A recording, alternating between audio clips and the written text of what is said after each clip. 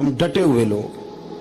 سرکار نے فلاح انسانیت کے لیے جو دوسرا کام کیا نا، وہ لوگوں کو احساس دلایا ہے کہ اگر غلطی ہو جائے تو تم نے بندوں کے سامنے اپنے آپ کو کلیئر نہیں کرنا، تم نے تو رب کے سامنے اپنے آپ کو کلیئر کرنا، اللہ کے سامنے تم نے بچنا ہے کہ میرا گناہ معاف. اور حضور احساس پیدا کرتے تھے. بخاری شریف میں قبیلہ غامدیہ کی اس عورت کا تذکرہ موجود ہے جو خود آئی تھی، کوئی گرفتار کر کے نہیں لایا تھا، از خود آئی.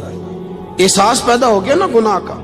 یہاں بہت ساری غلطیاں کر کے بھی لوگ جب اپنی بات کرتے ہیں تو کہتے ہیں کبھی یاد تو نہیں کسی کے ساتھ زیادتی کی ہو، یاد تو نہیں کبھی کسی کا. بھئی آپ نے اتنے بڑے ولی ہونے کا دعویٰ کر دیا. انسان تو انسان رہتا ہے. بڑے بڑے لوگ کہہ گئے کہ یا اللہ اگر انجانے میں بھی بھول گئے ہیں تو ہم سے درگزر فرما. لیکن جب ہم تیار ہی نہیں ماننے کو. حضرت انس بن مالک کہتے ہیں وہ خاتون آئی، کوئی پکڑ کے نہیں لایا، کسی 14 دنوں کے ریمانڈ پہ نہیں اسے منوایا گیا، اسے وہ خود بخود آئی. اور کریم محبوب علیہ السلام کے سامنے جب وہ کھڑی ہوئی تو اتنے درد سے میں نے کم لوگ روتے دیکھے ہیں جس درد سے وہ روئی. عرض کرنے لگی حضور میں غلطی کر بیٹھی ہوں، مجھ سے زنا ہو گیا، مجھے پاک کر دے. تو محبوب کریم علیہ السلام نے فرمایا تو کیسے ثابت کرے گی تو نے گناہ کیا؟ یعنی مجرم کو ثابت کرنا پڑ رہا ہے کہ میں گناہ گار. یہ وہ کمال ہے کہ انسانوں کو احساس ہونے لگے کہ یہاں ہم غلط ہیں. جب اعتراف جرم ہوتا ہے، جب بیماری کی تشخیص ہوتی ہے تو پھر اس کا علاج بھی ہو جاتا ہے. حضرت انس بن مالک کہتے ہیں وہ عرض کرنے لگی حضور میرے پیٹ میں ناجائز بچہ ہے. حضور نے فرمایا جا جب بچہ پیدا ہو تو پھر آنا. وہ 8 ماہ کے بعد آئی تو اس کی گود میں پھول سا بچہ تھا.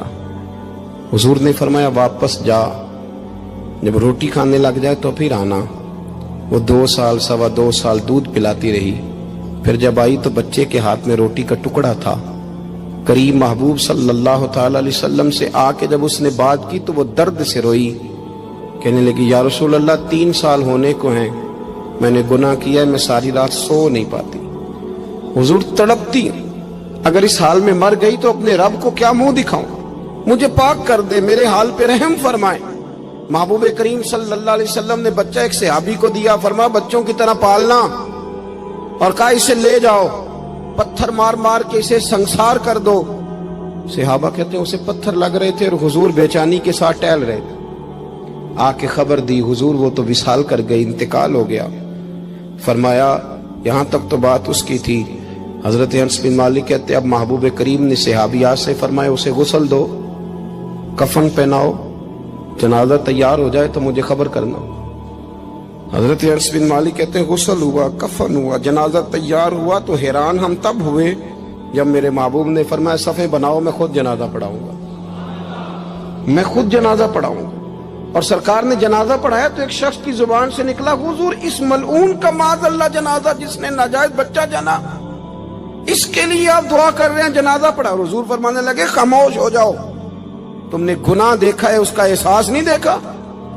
تم نے غلطی دیکھی ہے لیکن اس کی توبہ کا انداز نہیں دیکھا. اور صاحب کنز العمال نے یہ لفظ نقل کیے ہیں کہ کریم محبوب فرمانے لگے اس نے تو ایسی شاندار توبہ کی ہے کہ اگر میں اپنی ساری امت میں بانٹ دوں تو اللہ سب کی مغفرت فرما دے گا. احساس جب پیدا ہو جاتا ہے نا اپنے دل کے اندر کہ یہاں میں غلط ہوں. ان العبد اذا اعترف ثم تاب تاب اللہ علیہ او کما قال نبی صلی اللہ علیہ وسلم، رواہ مشکات. حضور نے فرمایا جب کوئی بندہ کہتا ہے نا اللہ میں بھول گیا تھا، اور پھر وہ توبہ کرتا ہے تو رب اس کی توبہ کو فوراً ہی قبول فرما لیتا ہے. پہلی بات یہ کہ عقائد کو مضبوط رکھیں، مضبوط عقائد. اور یہ جو آج کل ایک اور ماحول چل رہا ہے، کو تھوڑا ادھر کو تھوڑا ادھر، عقائد وہی درست ہیں جن کی تشریح شیخ عبدالحق محدث دہلوی نے فرمائی. عقائد وہی درست ہیں جن کی بابت حضرت مجدد الفسانی لکھ گئے، اور ان سب کو اگر کھلا کر کے بیان کیا تو امام احمد رضا فاضل بریلوی نے بیان کیا. انہی بزرگوں کی باتوں کو کھول کر ہمارے سامنے رکھا. مضبوط عقائد کی زندگی گزاریں. اور دوسری بات اگر کبھی کوئی غلطی ہو جائے پھر اس کا احساس پیدا کریں، پھر اس سے توبہ کریں. تیسری بات جو فلاح انسانیت کے لیے بڑی ضروری ہے وہ یہ ہے کہ تھوڑا احساس پیدا کریں دوسروں کا. میری زندگی میری ذات سے شروع ہوتی ہے. میری ذات سے، میرے سے ہنس کے بولو، میری بات مانو، میرے پیچھے چلو، میرے آرام میں خلل نہ آئے، میری طبیعت کے مطابق. بھئی آپ کی طبیعت کے مطابق چلیں تو پھر تو آپ بہت بڑے خود غرض ہوئے کہ آپ نے صرف اپنے لیے سوچا. محبوب کریم کا کمال یہ تھا کہ حضور نہ دوسروں کا بڑا احساس فرماتے تھے. آپ بخاری مسلم کی وہ حدیث پڑھیں تو حیران ہو جائیں کہ سرکار فرماتے ہیں میں جب نماز کی نیت باندھتا ہوں تو میرا دل کرتا ہے میں لمبی نماز پڑھاؤں. جب میرا کسی کام کرنے کو دل کرے تو پھر میں ساری دنیا کچلنی پڑے تو میں کر جاتا ہوں. لیکن حضور فرمانے لگے کہ میرا دل کرتا ہے میں لمبی نماز پڑھاؤں، لیکن پھر میرا خیال آتا ہے کہ